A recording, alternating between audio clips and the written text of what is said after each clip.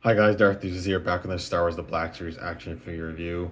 Yet again, another prequel Jedi added to the Black Series collection. We have Bariss Offee, of course, a pretty significant Jedi from that time period, from the Clone Wars series, having, kind of being betrayal and framing Ahsoka and all that jazz, and being in the Tales of the Empire series, miniseries from last year. That was, I think, yeah, that was last year because they did Tales of the Bounty Hunter Underworld or whatever this year. Another, really solid Jedi figure to add to the collection. We're getting quite the roster of prequel Jedi now. That the shelf and display is rounding out pretty nicely. Off the top of the head, the only like major ones I feel like we're missing is like Sassy Tin, Agent Kolar, and then maybe like Eth Koth and like Adi Gallia. Like we're getting pretty close. Maybe Depa Balaba. I don't know. Like, but the ones we see at the film and are featured the most in the other media, I say that we're getting pretty close to having a pretty good, decent roster of those prequel Jedi. But yeah, I'm glad we got Luminara previously earlier in the year. I'm glad it didn't take us too long to get her Padawan Barriss, and I'm really impressed with it. Like I said, another really great Black Series prequel Jedi. Always been a fan of kind of the look that Barriss sports with the dark blue cloaked look. As you can see, she features a plastic hood with a soft goods cloak. I'm glad they went that route. Plastic just usually works better for hoods, especially if you're going for a specific shaping. And I think it looks really nice on this figure. And I think the soft goods and the plastic doesn't look too bad together. They mesh decently well together, even though they're two separate materials, obviously. The hood's really nice. It's blue, and you've got this black detailing on it, and then that detailing actually continues on to the soft goods cloak, which I think is really nice, and the material feels pretty nice as well. So that's really cool, and it drapes really nicely over her shoulders, which is nice. Um, the head sculpt underneath, I think, looks really good, and the face print is really clean.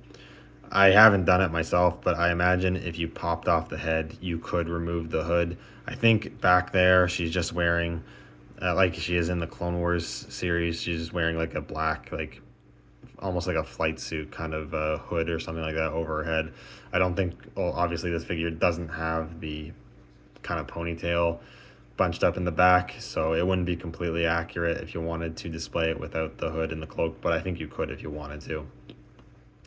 Then the rest of the figure, I think pretty much the waist and above is new parts, and then the legs are reuse. But I think the ribbed design of her shirt, tunic, whatever you want to call it, looks pretty good.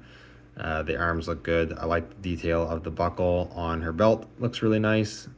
Otherwise, not a whole lot to talk about. She does have the tattoos on her hands. I do think the hands are reuse of Luminara's hands, which I guess it makes sense. They're both uh, the same species, so, and both the same gender as well. So it's easy reuse there, I suppose. The right hand is in a gripping hand. The left hand can also grip, but is sculpted to be a bit more open, so it can kind of also work as a dynamic hand, force hand, whatever you want to do with it. So that's nice, although I feel like these Jedi figures should all come with at least one force gesturing interchangeable hand. Do have a pretty simple soft goods gown, which is just black, but it's a nice material. Then underneath, you do have the reused double hinged knees, legs that I think were first used on, I think maybe Aura Singh or Admiral Holdo. I can't remember. Which is fine, although with these older joints, they're a little more flexible than I'd like them to be. I hope they don't really warp too bad. Underneath, she is wearing these high heel boots, which these might be new. I don't actually know, to be honest. And then they look good, but just with them being heels, it makes her a little more annoying to stand. Not by much. It's really, she still stands pretty well, but it can make more dynamic poses a little more difficult. But it's not really a big deal. Very minor. But that's pretty much it for the looks. I think the figure looks like really good. I think the soft goods work really well in this figure and meld well with the plastic parts, so that's great. Articulation wise, you have a dumbbell joint at the base of the head as well as the base of the neck. The hood is pretty roomy in there, as well as is decently soft plastic, so it will articulate and rotate with the head and move with the head, which is good. And then with the soft goods cloak, you can do that'll get out of the way, of course, no matter what. You have swivels and hinges at the shoulders to move pretty good, albeit a little tight. You have butterfly joints, which is great and has decent movement. Single hinges at the elbows that move a little bit past 90 and they rotate as well. And then swivels at both wrists and up and down hinges at both wrists. There's a waist joint that arches back a bit, doesn't really go forward and does rotate though. Then we just pull up the gown here. There is the joint that goes up, goes back. She does have a swivel cut thigh because these are older legs. Double hinge at the knee, so they move really far. There is a swivel cut at the boot, then hinge at the ankle that goes up actually pretty far, down pretty far. And then there is rocker for pivot. So pretty well articulated because of the heels and just the way the angle of the pivot is on the heeled feet. It can be, like I said, a little more challenging to get decent dynamic poses, but it is doable with just a bit of patience, and you can get some pretty good Jedi dynamic posing out of this figure. In terms of accessories, not much, just the standard lightsaber. You have a blue blade there. You get the hilt, which I believe is the same hilt that Shakti has, just with some different paint. This is darker silver and a little bit of gold at the emitter there. Looks good. It does have a peg on the hilt. You can remove, or I believe, pretty sure you can remove the blade. You have to be able to, every Blackstone one does. Yeah, you can remove the blade, but unfortunately, I don't know why they didn't poke a hole into the belt to plug the hilt in. I don't see one. I don't know why, because it's a pretty basic looking belt. It would have been easy enough to do, but for whatever reason, they made it so you couldn't plug the lightsaber onto her belt.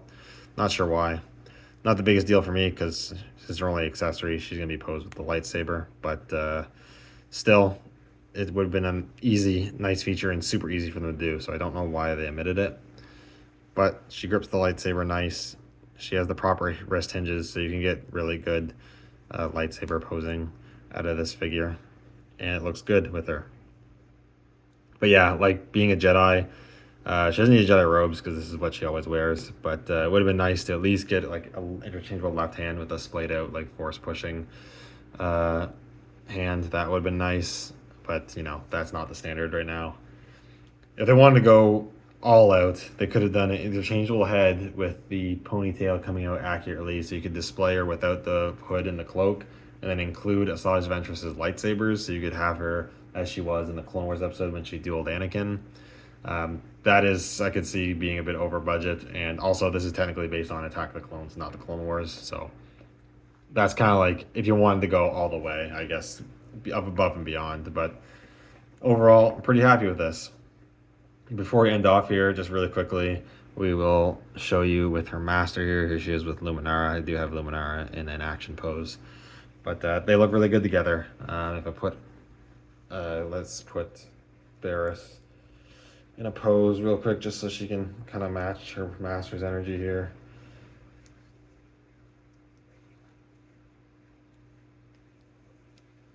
Okay, this pose is going to be very basic because I don't want to take a bunch of time, but got them posed up and they look really great together. Very happy with this. So overall, I think Bariss is another really solid entry into the Black Series prequel Jedi collection that we have going on. We've gotten a lot of the characters now. She's another really solid and welcome addition. I hope they keep making some more of them. Like I said, I think there's still a few significant names we're missing. That would be really nice to have in the Black Series. But yeah, really well done figure, and one that I highly recommend if you're into collecting the prequel Jedi. Anyways, thank you guys so much for watching. Let me know what you think down in the comments below, and I'll see you all in the next video. May the Force be with you.